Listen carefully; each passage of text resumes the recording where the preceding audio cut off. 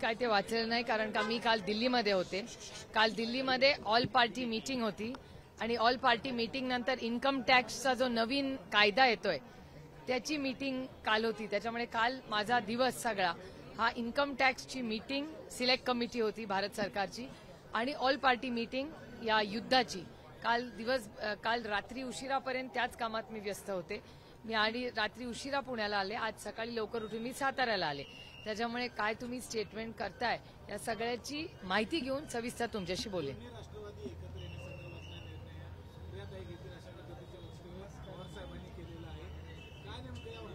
माझ्या ना वाचण्यात आलंय, तुम्ही म्हणलं ते, त्याच्यामुळे ते दोन्ही वाचून मी तुम्हाला नक्की कॉमेंट देईन. मला यातली काहीच माहिती नाही. आता युद्धाची जी परिस्थिती केंद्र सरकार आता जे आपल्याला तुमच्या चॅनलवर दिसतंय तो एक भाग, आणि दुसरा भाग मी तुम्हाला म्हणलं तसं इन्कम टॅक्सची सिलेक्ट कमिटी, जे नवीन टॅक्सेशनचा कायदा देशात येतोय, या दोन्ही कामांसाठी मी दिल्लीला होते. त्याच्यामुळे ह्या घटना ज्या झाल्या आहेत या माझ्या न वाचण्यात आल्या, न मी ऐकलेल्या आहेत.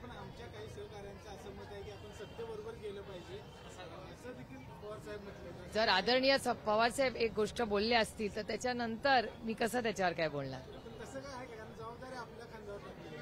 नाही, जोपर्यंत माझी चर्चा होत नाही की काय स्टेटमेंट आलंय, कुठल्या कॉन्टेक्स्टमध्ये आलंय, काय, ही सगळी माहिती घेतल्याशिवाय मी कशी बोलणार.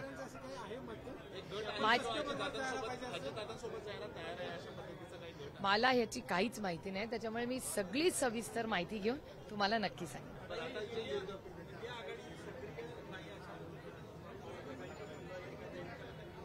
पार्लमेंटमध्ये आम्ही एकत्र कोऑर्डिनेशन करतो. लोकसभेत आणि विधानसभेत, आपलं राज्यसभेत आमचं अतिशय चांगलं पार्लमेंटमध्ये कोऑर्डिनेशन आहे.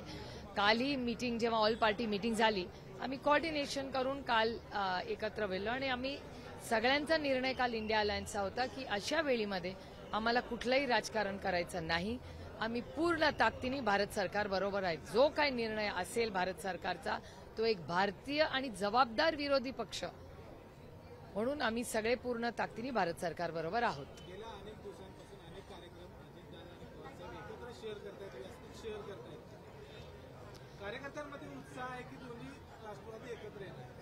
आता ते कार्यक्रम जे कोणी ऍक्टिव्ह असतात, अनेक संस्था असतील, राजकीय कार्यक्रम, सामाजिक कार्यक्रम, याच्यात अनेक लोकांच्या गाठीभेटी होत असतात. आणि अर्थातच जर कार्यकर्त्यांमध्ये उत्साह असेल तर कुणा दुसऱ्याला आनंद देण्यात हा नेहमीच आनंद असतो. आता सगळ्यांची चर्चा केल्याशिवाय, ही काय माझा एकटीचा विषय नाही.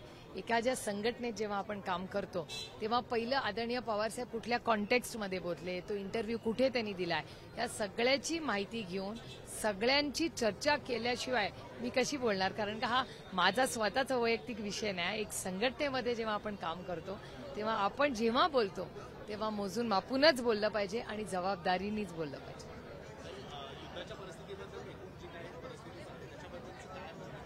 नाही, मला असं वाटतं अशा परिस्थितीमध्ये आमच्यासारख्या लोकांनी जितकं कमी बोललं तितकंच संयुक्तिक राहील.